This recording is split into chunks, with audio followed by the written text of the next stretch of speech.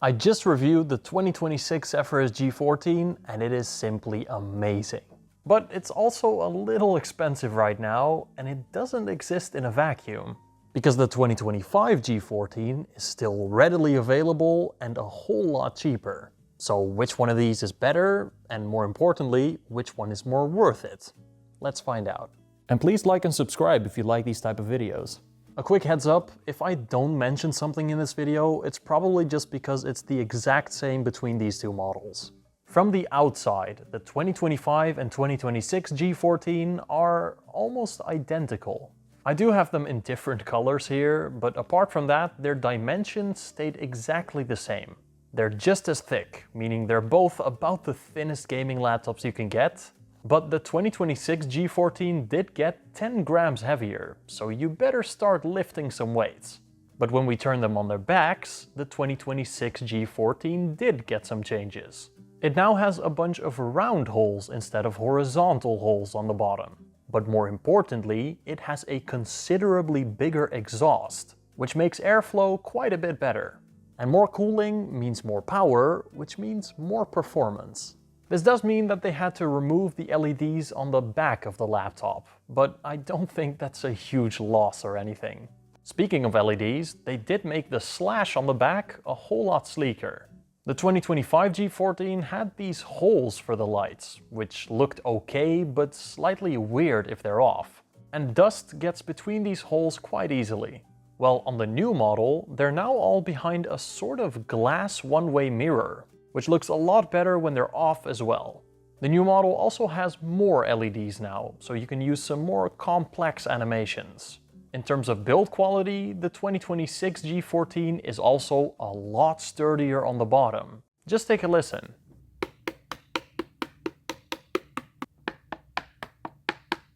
It almost sounds like two completely different materials, and this also means it's less rattly. But the main changes are on the inside. The 2026 G14 goes from AMD to a new Intel chip, but more importantly, it gets a higher wattage for its GPU. And this is the case for every spec of this new model. They all get 10 to 15 more watts of power, which should make a considerable difference. The improvements in cooling means the 2026 G14 gets almost 20 more watts for its total system power, which means more stable performance as well. But the HX370 was a really good CPU, so why would they change it? Well, mostly for efficiency, because the new Ultra 300 chips use very little power. And on a laptop, efficiency is everything. But we'll have to see whether it's actually any faster than last gen once we get to benchmarks.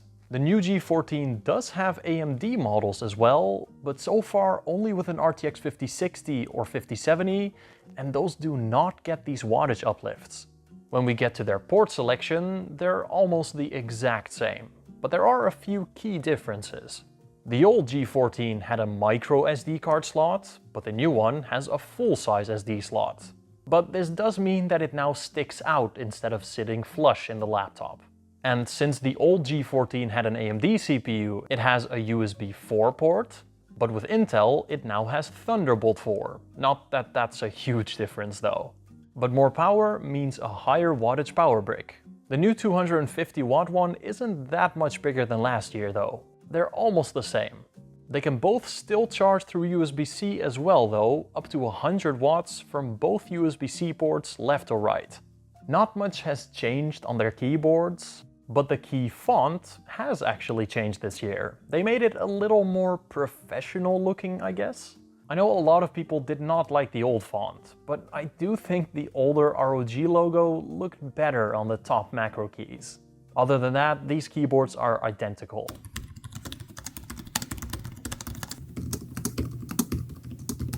Their trackpads are also the exact same, so I won't go into that. I really wish Asus gave it a haptic trackpad by now, but I guess we'll have to hope for next year. Its display has changed, and it got quite the upgrade compared to last year. It now has a brightness of up to 1100 nits, which is more than double of last year. This is HDR brightness, but you can easily force that. And the difference is very noticeable in both games, movies, and videos. And especially for people that use their laptop outside or near a window, this is a massive upgrade. I know it is for me at least. Other than that brightness, these two displays are the exact same. So they're both gorgeous OLED panels with nice colors and perfect inky blacks. However, Asus did improve the hinge on the G14. It is now quite a bit less wobbly and does feel better in my opinion. Now this could vary between units, but Asus told me they definitely made it better. Their speakers have not changed.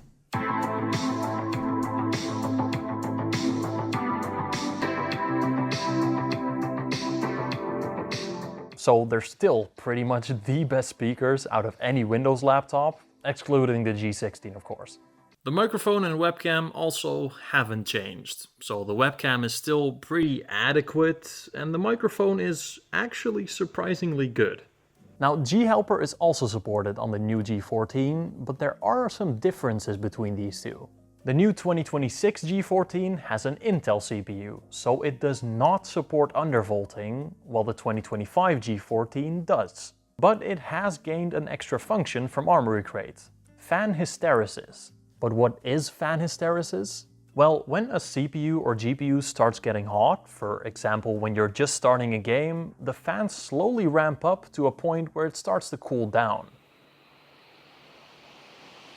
But with fan hysteresis, you can choose yourself how quickly or slowly these fans ramp up. For example, here's how it sounds with low hysteresis. And here's what high sounds like. You hear how the fans ramp up a lot faster?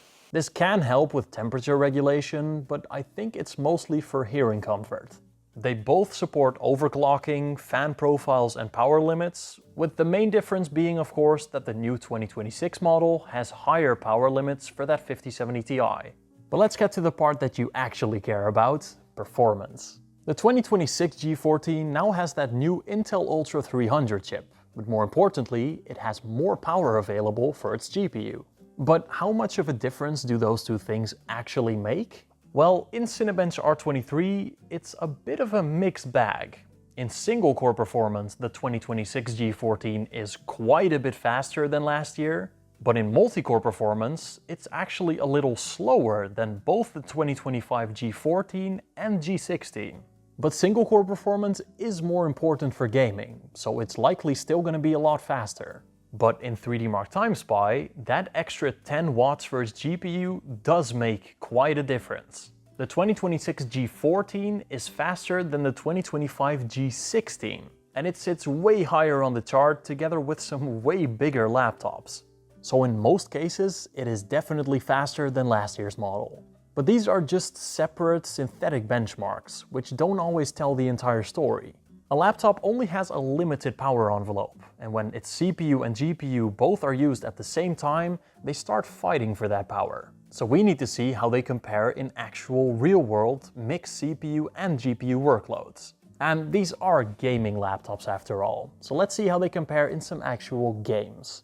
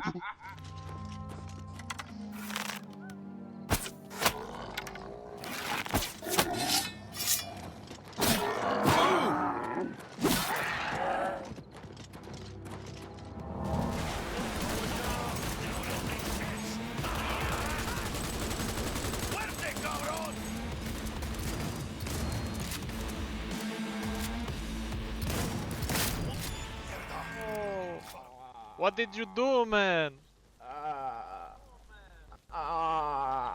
No!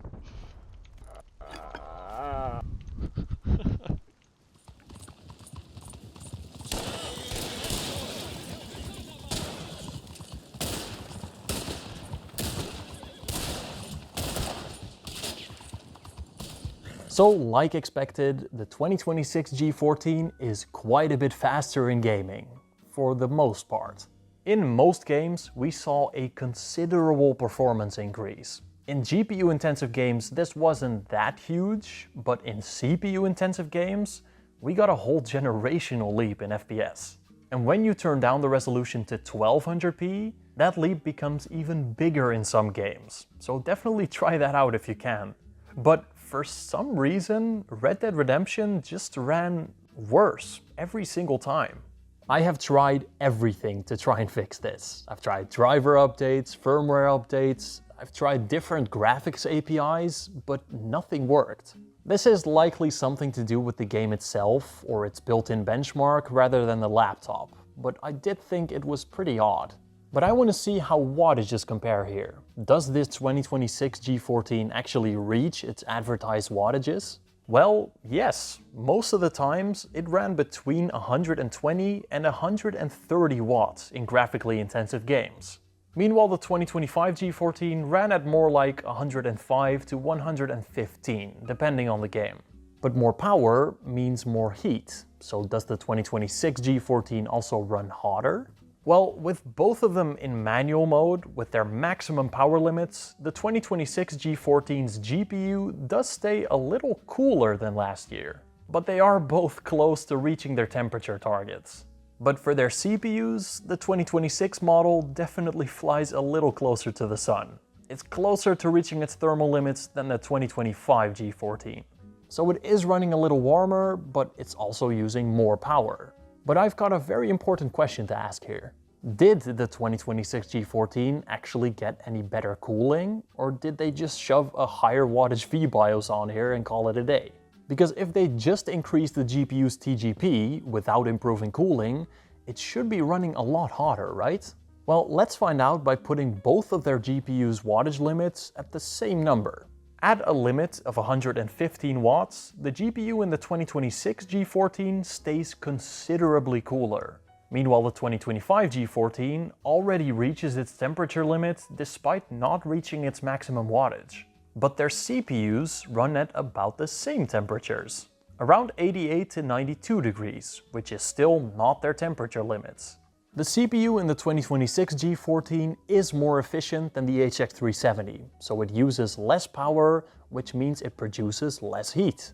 And this fact, paired with the bigger exhaust on the 2026 model, means the laptop just stays cooler. So if you want, you can just run the 2026 model at the same or slightly higher wattage limits than last year's model, but it'll just run cooler.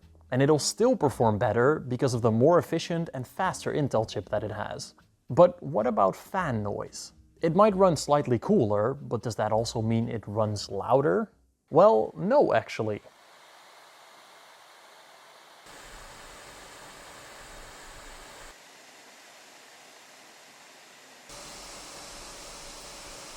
The 2025 G14 gets quite a bit louder. Now, of course, you can create custom fan curves for both of these, so you can make either one louder or quieter. But with a more efficient chip and a bigger exhaust, the 2026 G14 just requires less fan speed to stay cool. So it'll stay quieter than last year's model most of the time. And since this new Intel chip uses less power, it stays way cooler on battery while playing games, which means it'll actually stay completely silent. While the 2025 G14's fans do kick in. They're both on the exact same fan curves as well. Last year's model just gets warmer quicker. But another important part is battery life. The 2025 G14 had quite good battery life when it first released. I mean, the HX370 was very efficient for its time. But Intel is claiming some game-changing efficiency. So which one of these two lasts longer? Well, I tested them both in two different scenarios, under light use and during gaming. In the light use test, I played a YouTube video until both their batteries died, with their displays at 80% brightness, at 60 Hz, and with their dedicated GPUs turned off. And last year's G14 did quite well. But it is nothing compared to what the new model can do. Yes, the 2026 G14 lasts more than 20 hours in basic tasks, which is almost double as much as last year. In actual real-world use, these numbers are of course going to be a lot lower, but that is still really good. The Ultra 9 386H is built upon the new Intel 18A 2nm process, which is ridiculously efficient compared to last gen. And while the HX 370 really was very efficient for its time, it looks like 2026 is going to be the year of Intel. Now in the gaming test, I played Minecraft until their batteries died with the same settings as before. And the same story continues here. The 2026 G14 lasts more than double as long as last year in light games like Minecraft. They both last quite a bit shorter than in that light use test, but it's pretty clear which one is more efficient here. Oh, and a quick tip, you can limit the wattage on both of these CPUs to get even longer battery life. Games might play a little more choppy though. So far, the 2026 G14 seems like the easy pick, right? Well, let's slap you out of your sleep by comparing the prices of these two. The 2025 G14 has almost been out for a year now, so it's had quite some time to drop in price. Meanwhile, the 2026 G14 still has to release in most regions, and it is releasing in the middle of the Rampocalypse. So while last year's G14 with an RTX 5070 Ti starts at a pretty reasonable price of around $2,700, the 2026 models are quite a bit more expensive, starting at $3,000 in Italy and $3,200 for the 5070 Ti model. And the 5080 model is just ridiculously overpriced. But this does depend on your region. In the UK, for example, prices are a whole lot higher even. And in France, well, let's not talk about France. In the US, the 2025 G14 can be found for around the same price as in the EU, so still pretty good. But in the States, the new model doesn't have any pricing yet, so let's hope they follow in Italy's footsteps instead of France. I'll put some links in the description for all of these models once they become available. Alright, let's get to a conclusion here. Which one of these should you get? The 2025 or the 2026 G14? Well, $600 is a lot of extra money, but you do get some pretty nice upgrades for that. The 2026 G14 is literally just a better, more improved version of last year. It has a way brighter display, which looks just as good. It has a new Intel processor that gets you a ridiculous amount of battery life, even beating some MacBooks. And pair that with the higher wattage for its GPU, and it is simply faster in almost every way. Now, are those upgrades worth $600 extra? In my opinion, yes. But only if you can actually find this laptop at regular prices. Because currently, it is still all over the place, depending on where you live. Even in Italy, the price discrepancy between different models is ridiculous. I would honestly just wait until these 2026 models start releasing globally and until their prices have stabilized a bit. But if you do need to make a choice right now, the 2025 G14 is cheaper, but the 2026 G14 is just downright a lot better. You'll just have to decide yourself whether that price increase is worth it in your region. Now let me give a huge shout out to my YouTube members. Soundwife, Thomas, Inky, Mr. Frostydude, Dropzone1, Aki, Mr. Nuke, Sebastian, Christian Sands, Real Elf, Eric the Red, Ghost Data, Walter, Abdullah, Lewis, and Vice.